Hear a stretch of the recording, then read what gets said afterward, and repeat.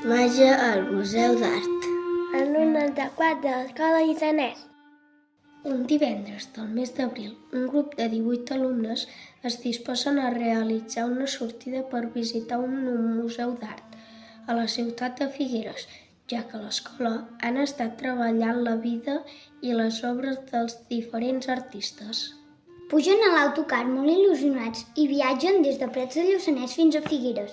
Estan una mica nerviosos perquè tenen l'oportunitat de veure en directe els quadres d'artistes molt famosos. Un cop arriben al museu, una guia els acompanya fins a la sala principal i els explica les normes que hauran de seguir durant la seva visita.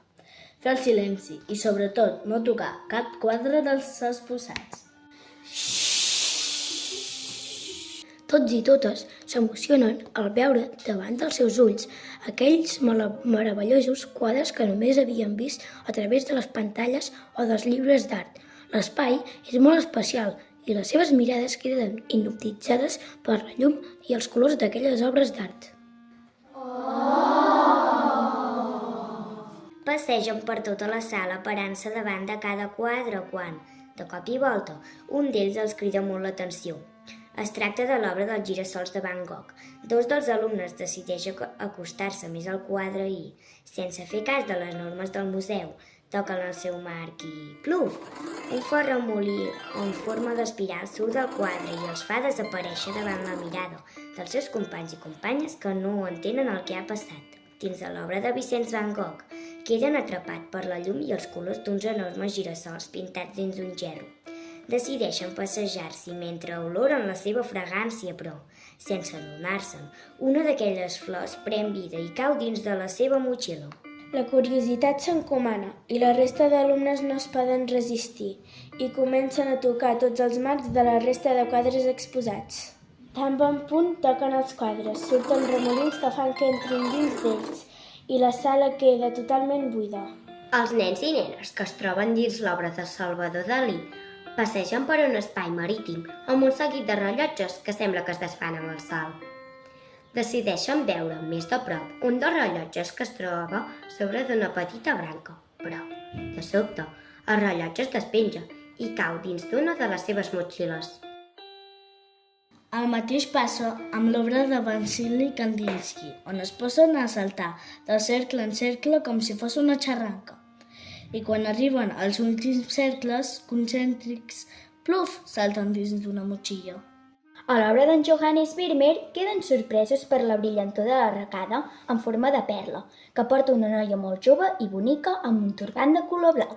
Decideixen emmirallar-se en aquella joia, però, de cop i volta, l'arracada cau de la seva orella i surt volant fins a entrar dins de la motxilla d'un d'aquells nens i nenes.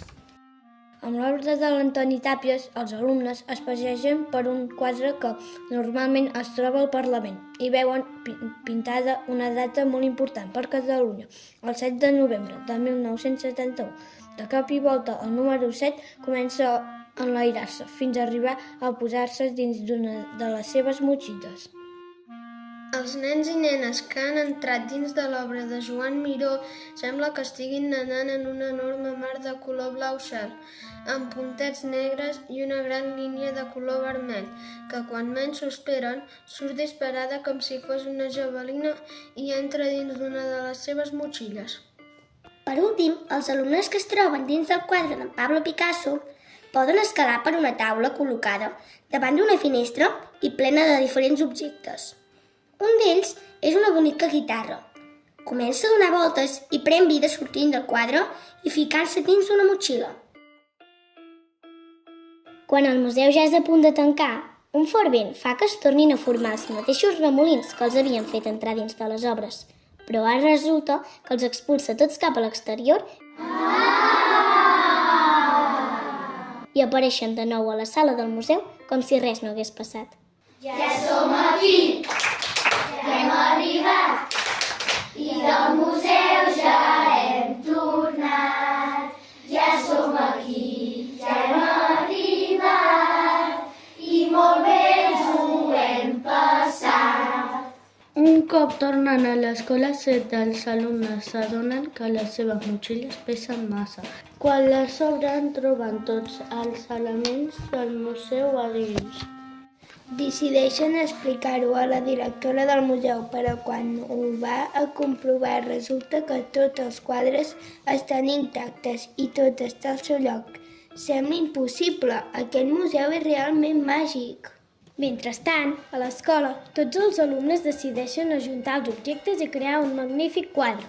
Portar-lo al Museu de Figueres, on la directora busca una sala especial per exposar-lo amb un cartell que diu: aquest quadre sí que es pot tocar.